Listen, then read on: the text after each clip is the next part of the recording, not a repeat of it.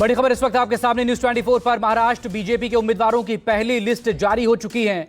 बड़ी खबर आपके सामने, महाराष्ट्र विधानसभा चुनावों के मद्देनजर बीजेपी ने अपने उम्मीदवारों की पहली लिस्ट जारी कर दी है। महाराष्ट्र में बीजेपी, शिवसेना शिंदे गुट और एनसीपी अजित पवार गुट के साथ मिलकर चुनाव लड़ रही है।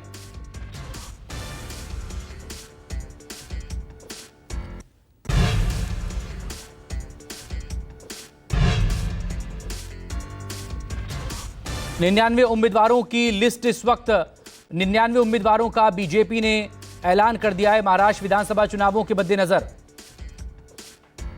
देवेंद्र फडणवीस को नागपुर दक्षिण पश्चिम से टिकट दिया गया है।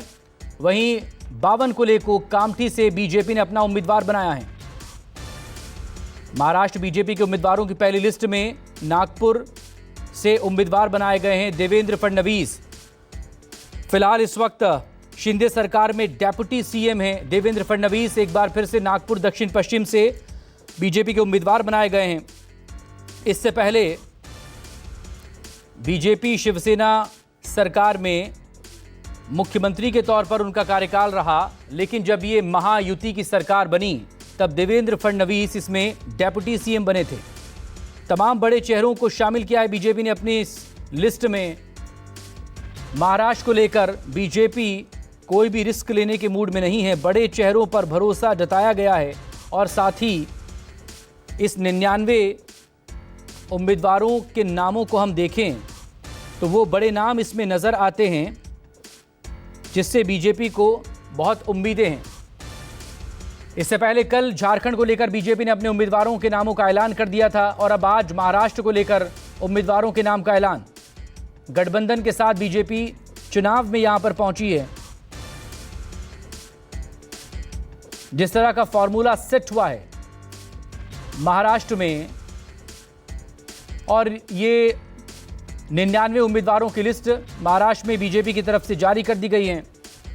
महाराष्ट्र बीजेपी की इस लिस्ट में देवेंद्र फडणवीस नागपुर दक्षिण पश्चिम से बीजेपी के उम्मीदवार बनाए गए हैं।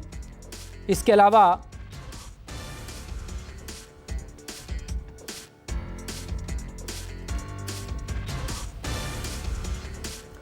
देवेंद्र फडणवीस बावनकुले को कामठी से बीजेपी ने अपना उम्मीदवार बनाया है।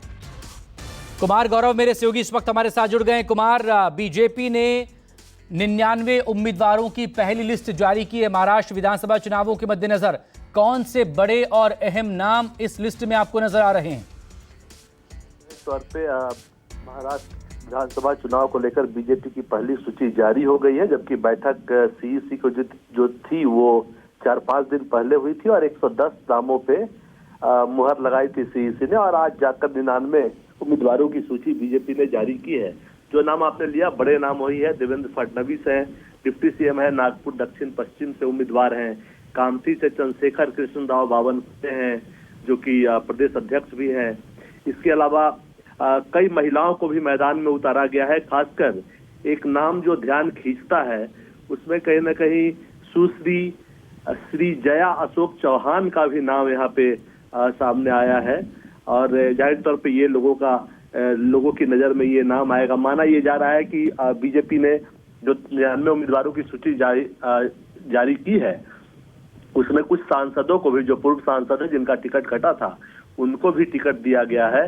इसके अलावा अगर मुख्य तौर पे देखा जाए तो गठबंधन को लेकर लगातार चर्चा का दौर जारी था, और परसों रात को यहाँ दिल्ली में जो बैठक हुई थी उसके बाद सीटों पे आम सहमति बनी है। और खास बात यह है कि अभी थोड़ा सा इस लिस्ट को और एनालाइज करना होगा, क्योंकि कई सारी सीटें ऐसी है जो कि एनसीपी, शिंदे ग्रुप और बीजेपी के बीच में अदला बदली भी होनी थी। इसमें देखना पड़ेगा, चूंकि अभी तुरंत सूची आई है इसलिए इतनी जल्दी फाइंड आउट कर पाना मुश्किल है। लेकिन हाँ, ये बात जरूर है कि जो काफी लंबे समय से इंतजार चल रहा था, 4-5 दिन पहले सीईसी की बैठक हुई थी, उसके बाद से कि बीजेपी की सूची आने में आखिर देरी क्यों हो रही है, तो जाहिर तौर पे गठबंधन का जो फॉर्मूला था वो फंसा हुआ था। अब गठबंधन का फॉर्मूला तय है, अंतिम हो चुका है, इसलिए बीजेपी की पहली सूची आई है। हालांकि पहली सूची में 110 उम्मीदवारों के नाम आने की उम्मीद थी, लेकिन जो सूची आई है उसमें 99 उम्मीदवारों के नाम हैं।